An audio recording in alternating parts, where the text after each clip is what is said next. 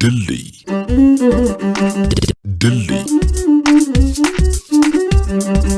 እየተዝናናን ከምንማርባቸው ባለ ታሪኮች ጋር ድልድይ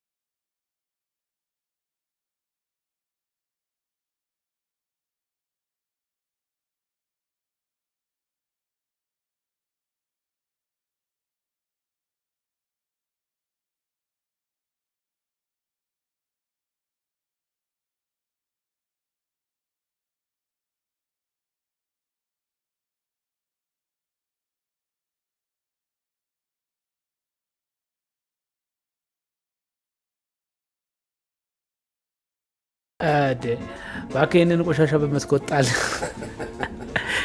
እያሉ እንዴ አልከፈታለኝ እዛ ወስቶ መጣ። ምን እየሰራ ነው አለኝ። መስኮቱን ከፍቼ እንልጥል በልበላ አንጣዋለችኝና እዛ ሄደች ነገር እንደገና ሁለተኛ ትዝ የሚለኝ እንዴት ሽንት ቤት እዛ ላይ ይሸናል እና ከዚህ ፍራንክፈርት ድረስ ሽንቴን ቋጥሬ ሄድኩት።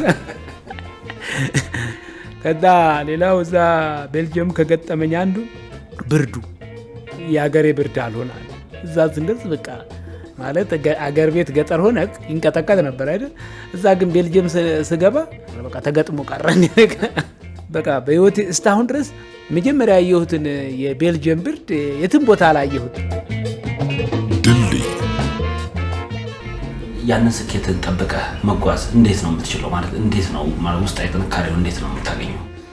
ስፔሻል አትሌቲክስ ፈለከው እንደሆነ እንደምትሰጠው እንደምታከብረው ነው። መጀመሪያ ዲሲፕሊን ሊኖረው ይገባል።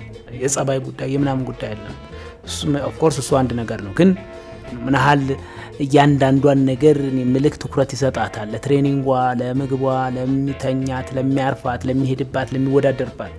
ከዛ በኋላ ጎልና አላማ ሊኖር ይገባል። ምንድነው አላማ? ግብ ብቻውን በቂ ነው አይደለም። ከዛ ምን ጠንክሮ መስራት አለበት አንድ ሰው። ራስን አሸንፈዋል ወይ? ለዲሲፕሊኖች ጠንክሮ ለመስራት ራስን አሸንፈ ለዛ ሬዲ ሆነሃል ወይ?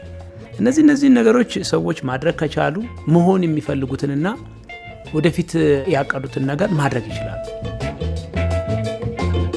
ድልድይ የኔ ሚስጥር ብዬ የምለው በስፖርት ውስጥ ይህና ለመቆየት በስፖርት ውስጥ ጥሩ ለማለት ውድድር ጨርሰክ ከወጣ በኋላ ወይንም ደግሞ ሪካርድ ከሰበርክ በኋላ ወይንም ዓለም ሻምፒዮን ከሆንክ በኋላ በቃ ያ ማለት ያንተ የመጨረሻ ጎል መሆን የለበትም። ስትመለስ ሴሌብሬሽኑ በያለበት ያም ማለት ቤት ውስጥም ድግስ ካልተደገሰ ሰው ካልተጠራ ትባላል። ኦኬ ጥሩ ነው፣ ይደገስ፣ ይጠሩ። ከዛስ ምናልባት የተወሰነ ሰዓታት አብረ ሴሌብሬት ታደርጋለህ። ከዛ ፕሮግራም ካለ ወደ ፕሮግራም ከሆነ ውድድር ቦታ አሸንፌ በዛው ደግሞ ሪካርድም ሰብሬ መጣሁ እና ቤት ውስጥ ድግስ ብዙ ሰው ተጠርቶ ነበር። በቃ ቆየን፣ አብረን ተጫወትን፣ ምናልን፣ ሰውም አለ ቤት እየተበላ ነው እየተጠጣ ነው።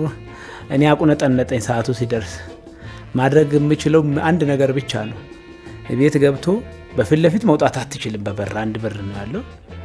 በፊት ለፊት በወጣ ሰው ሁሉ ምን ነው እኛ ከበድንህ ማለት ይመጣል። ባህላችን ታውቀዋለህ። ከዛ ያው እንደፈረደብኝ አጥሩን ዘላልኩ ትልሃለሁ እና ትሬኒንጉን ሰርቼ መጣሁ።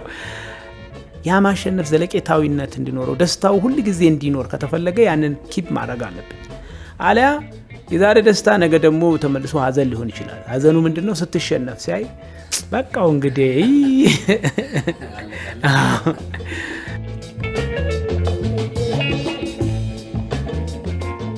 ዘና የሚያደርግ ነገር የሚያዝናና በቃ መንፈሴን ያረጋጋዋል ደስ ይለኛል ምናምን ብለህ የምትለው ምንድን ነው? ኮሜዲ ፊልም ደስ ይለኛል። ኮሜዲ ፊልም ያለው ይህ እነዚህ አጫጭር እንትኖችን እንደገና ደግሞ አገር ባህል ዘፈኖች፣ ክሊፖች በጣም የሚያዝናኑ ዘና ያደርጉኛል። ሞር ደግሞ ዘና የሚያደርገኝ የምነግርህ ወጣ ብዬ ወደ ገጠር ሲሄድ አዝናናኛል። ጫካ የሆነ ነገር አሁን ለዛም ነው ስለምወድ ነው። በቃ ደስ ይልሃል፣ ታድሰህ ትመጣለህ። ድልድይ አሁን ያው በቢዝነሱ እንግዲህ ስኬታማ ነህና እንደው የቢዝነስ ስኬቱንና የአትሌቲክስ ስኬቱን ማወዳደር ይቻላል? አነጻጽረልኝ እስኪ። በቢዝነሱ እንኳን ገና ነኝ። ቢዝነስ እንደ ሩጫ አይደለም። ቢዝነስ ከባድ ስራ ነው። ብቻህን የምትሰራው ስራ አይደለም። ብዙ ሰዎችን ይዘህ የምትሰራው ስራ ነው። ደግሞ ሞር ብዙ ሰዎች የሚሳተፉበት ስለሆነ ትንሽ ገና ብዙ የሚቀሩኝ ነገሮች አሉ። የሆነ ጊዜ ማሳይ ጎሳዎች ጋር ኬንያ ሄደ ነበረ። እዛ የሆነ ነገር አለ። ምንድን ነው እስኪ ንገረኝ። ማሳይ ውስጥ በጣም ደስ ካለኝ ነገሮች እኔ የምልህ ያ ምሽት የዚህ የፍየሉ ስርዓት በጣም ስፔሻል ስርዓት ነው። በቃ ክብር ነው የሚሰጡ። እዛ ላይ ተገኝቼ በጣም በክብር ልዩ አቀባበል ተደርጎልኝ እንደ አንድ መሪ እንደመጣ ነው። በቃ ማሳዮች በሙሉ ወጥተው የጨፈሩና የተቀበሉኝ። እሱን አረሳውም። ወረድ ተባልኩ ብያል። ያውን ምን ችግር አለ? በልጅነት ሞክሬዋል ነው። ፍየሉን አረድኩ። ደሙ ይመታና ቅጥን ይላል። እዛ ጠጣዋል። እዛ በኋላ ፈረንጆች በጣም ሰቀጠጣቸው። አብረውኝ የነበሩ ፈረንጆች እንዴት እንደዚህ ታደርጋለህ እንዴ? ምን አለበት እነሱ እያደረጉት አይደል ወይ? ደሞም ልንገራችሁ እኔም ልጅ ሆኜ አደርገው ነበር አልኳቸው። ምናልባት አንድ ወቅት ላይ የሆነ እንትን ለቀውት አይቸው ነበር። ትንሽ ተቀጥታል። ድልድይ ለማጠቃለያ ምናልባት እስኪ ስለ ልጆች ትንሽ ንገረኝና በዛው እናጠቃለን። ልጆች 4 ልጆች አሉኝ፣ 3 ሴቶችና 1 ወንድ። ትምህርት ይማራሉ እንጂ ሩጫ አይሮጡም። እንዲሮጡ ምኞቴ ነበረ። ቢሮጡም ደግሞ ሰክሰስፉል ለመሆን ይቸገራሉ ለምትል ባክግራውንዳቸው ጥሩ ስላልሆነ የኔን ህይወት አሳልፉ ብላቸው እንዴት ተደርጎ ስለሚሉኝ እንግዲህ በራሳችሁ ሂዱ አልኩ። ካልሆነም እንግዲህ በራሱ ሜትድ ሂድ፣ በራሱ መንገድ። ድልድይ እንደው ውጪ ወተለ የተለገጠመኝ ምን ግን ማለት አንድ ያስታውሳለሁ ጀርመን ሀገር በርሊን ግራንድ ፕሪ ነው ማታ ሴትዮዋ እኔን አይታለች ማለት አሸንፊ 5000 ሜትር እና በማግስቱ ቁርስ እየበላን ሳለ እኔ ያለን አሰፋው መስገቡ ምናምን ሆነን እሱ ሄዳ አሰፋና ቁርስ የሚነሳ ነው እያነሳ ሳለ ሴትዮዋ አትሌት ነካለችው አው ከየት ነው ኢትዮጵያ ይላታል ወይ ኢትዮጵያ what about where is ኃይለ ስላሴ ትለዋለች ኃይለ ስላሴ ውፍ he died long time ብሎ ይላታል what ብላ ለቀቅ ታረጋዋለች ምክንያቱም ማታ አይታኛለች እንዴት በአንድ ሌሊት ሞተ ብላ ነው እና ይሄ ነገር ዋላ ጋዘባ ምንድነው ያልገላለን ምን አቃለ ኃይለ ስላሴ ብላ ታይገኝ ሴትዮዋ ምን ነካታለች ወይኔ እኔ በእናትህ እኔን እኮ ማለት ድልድይ ድልድይ